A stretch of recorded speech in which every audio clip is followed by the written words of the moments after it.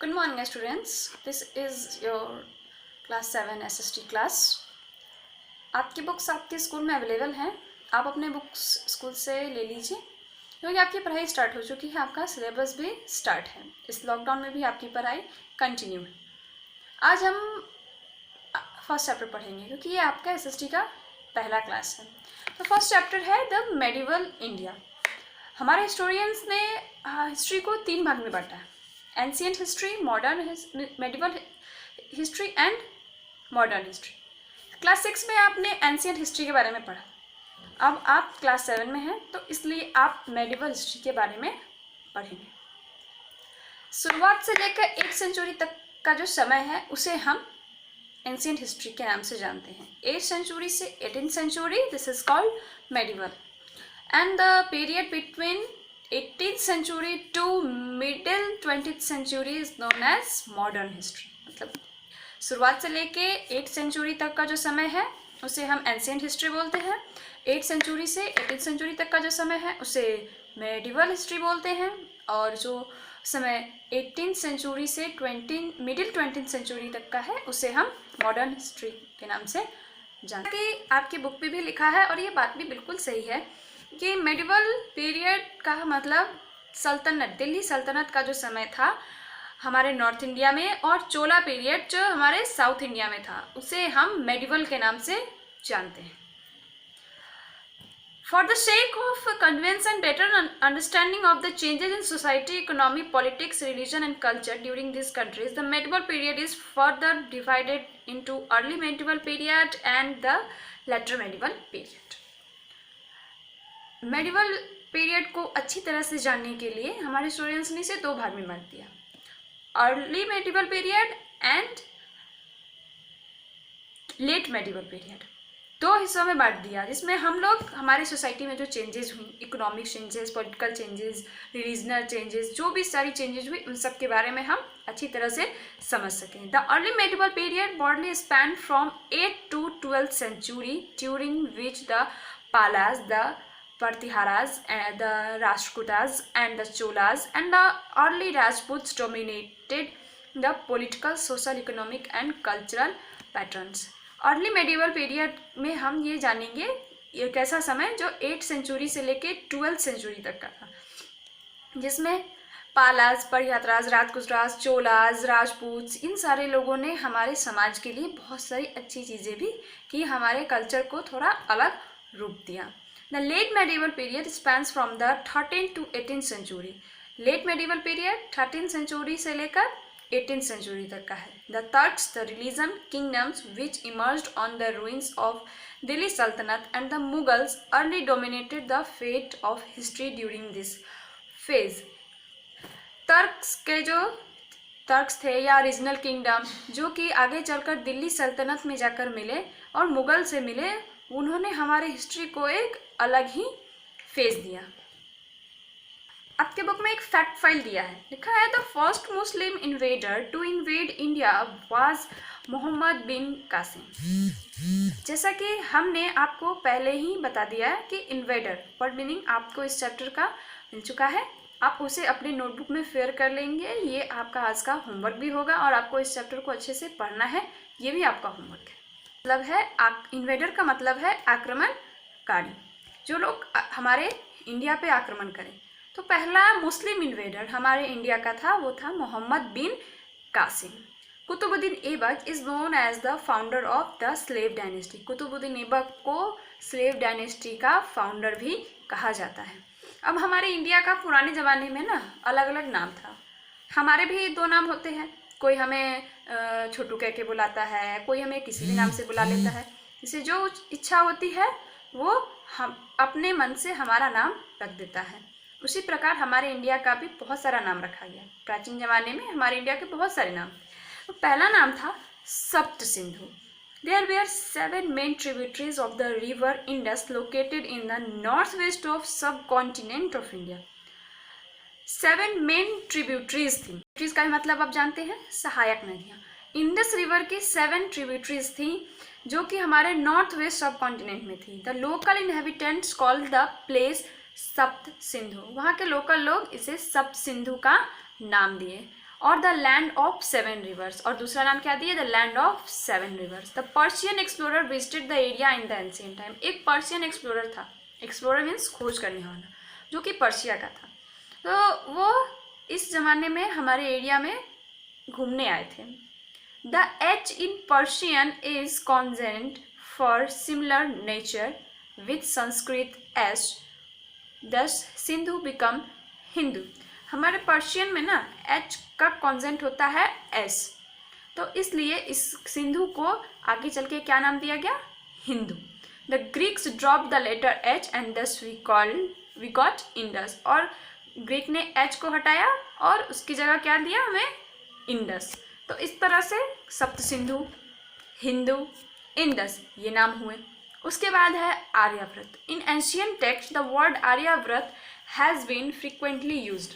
हमारे ancient text में ना आर्यव्रत बहुत ज़्यादा यूज़ किया गया। Aryavarta refers to the land of Aryans.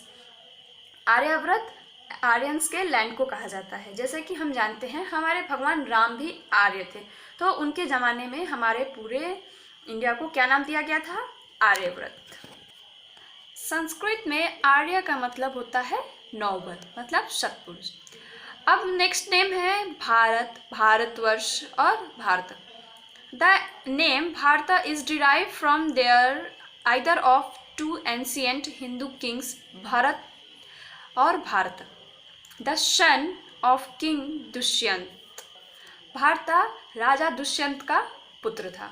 उसे पूरे भारत में शासन करने का अधिकार मिला था, उसे क्रेडिट मिला था, उसने पूरे भारतवर्ष को अपने अंदर कर लिया था। The name Bharat has been derive from the times of Vedic civilisation. जब वैदिक सिविलाइजेशन था, वैदिक काल था, उस समय भारत नाम हमारे पास आया। आफ्टर किंग भारता, भारता के बाद इससे क्या नाम दिया गया, Bharat.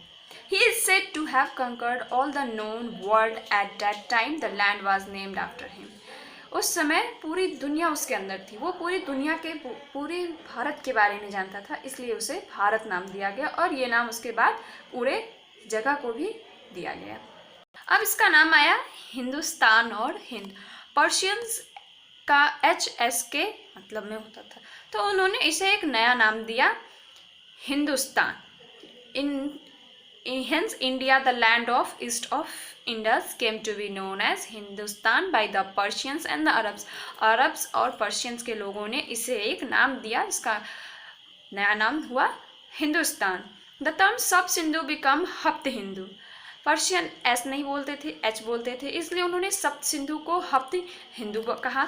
On the account of use of word H for S as explained earlier, जिसे पहले ही बता दिया गया कि वो S की जगह H का यूज़ करते थे। The shorted version of Hindustan was Hind. तो हिंदुस्तान का एक शॉर्ट वर्जन नेम है हिंद। हमारे अरब, तर्क और मुग़ल के जो भी राजा महाराजा थे, वे अपना शासन 11वीं सेंचुरी के बाद करना शुरू किए, तो इसलिए उन्हें क्या कहा जाने लगा, rulers call this land Hindustan. और उन्होंने भी हमारे भारत को एक नया नाम दिया, हिंदुस्तान, क्योंकि वो लोग किस समय से शासन करना शुरू किए थे, 11वीं सेंचुरी से। Extensive use of the name of India from the 17वीं सेंचुरी। अब इंडिया का नाम, इंडिया कैसे पड़ा, पहले तो हो गया सप्त सिंधु, फिर हो गया हिंदू, फिर आर्यव्रत, फिर भारत, भारतवर्ष, भारता, फिर हिंदुस्तान, हिंद, अब है India. In old and the medieval English India was exclusively called Indu. पुराने और मेडिवल इंग्लिश में इंडिया को ज़्यादातर लोग इंदू बोलते थे। From the 17th century onwards, the term India came into extensive use on account of the influence of Latin. उस जमाने में ना 17th सेंचुरी में लोग लैटिन वर्ड्स का ज़्यादा यूज़ करते थे, तो इसलिए इसका नाम इंडिया पड़ा। Name in the Indian constitution, article 1 of the constitution of India reads India that is Bharat shall be a union of states. हमारे कॉन्स्टिट्यूशन, संविधान में भी हमारे इंडिया के नाम पे एक लाइन लिखी गई है, that article 1 of the constitution of India reads. Article 1 में लिखा है India that is Bharat, India क्या है, भारत है, shall be a union of state, मतलब बहुत सारे राज्यों का एक समूह। जैसे हमारे एंशियंट हिस्ट्री के कुछ सोर्सेज थे, उसी तरह हमारे मेडिवल हिस्ट्री के भी, मेडिवल पीरियड के भी कुछ सोर्सेज हैं जिससे हम मेडिवल पीरियड के बारे में बहुत अच्छे तरीके से जान सकते हैं। उसके inscription, buildings, coins, religious and non religious literature, बहुत सारी ऐसी चीज़ें हैं जो हमें इस समय के बारे में इंफॉर्मेशन देती हैं। But there is a marked difference between the period under the scanner and the earlier one as the number of historical evidences increasing considerably. लेकिन एक डिफरेंस पाया गया कि एंशियंट हिस्ट्री और मेडिवल हिस्ट्री में बहुत ज़्यादा डिफरेंस था, बहुत ज़्यादा अंतर था। हिस्टोरिकल एविडेंसेस एंशियंट हिस्ट्री ज़्यादा मेडिवल हिस्ट्री में पाई जा रही थी, क्योंकि एंशियंट हिस्ट्री में लोग उतने डेवलप नहीं थे कि वो अपनी चीज़ों को संभाल के रख सके ताकि हम आज उन चीज़ों के बारे में जान सकें। लेकिन जैसे जैसे लोग आगे बढ़ रहे थे उन्हें लग रहा था कि आगे के ज़माने में लोग उन्हें जाने पहचाने, तो इसलिए वो अपनी हिस्टोरिकल चीज़ों को कुछ बचा कर रखते थे। इसमें भी हमारे पास बहुत ही अच्छा एग्जाम्पल है। The medieval period also has the first good example और written records of history which give us a better insight into the period. Ancient history में लोग लिखना पढ़ना सीखे थे, लेकिन मेडिवल पीरियड में लोग अच्छी तरह से लिखना पढ़ना सीख गए थे, जो बहुत ही अच्छा एग्जाम्पल है मेडिवल पीरियड का।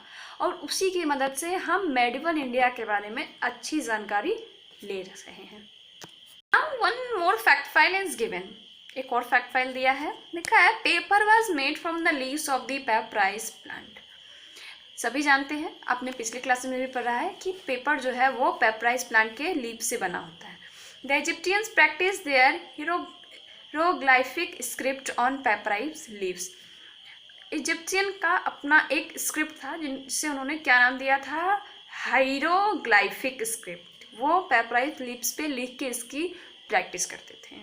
आज का आपका होमवर्क हमने पहले बता दिया है। आज का होमवर्क है आपको इसका वर्ड मीनिंग फिल करना है, जो आपको 13 अप्रैल को बता दिया गया था। उसका आंसर भी आपके पास है। उस वर्ड मीनिंग को आप अच्छी तरह से फेयर करके उसे लर्न करेंगे। Thank you.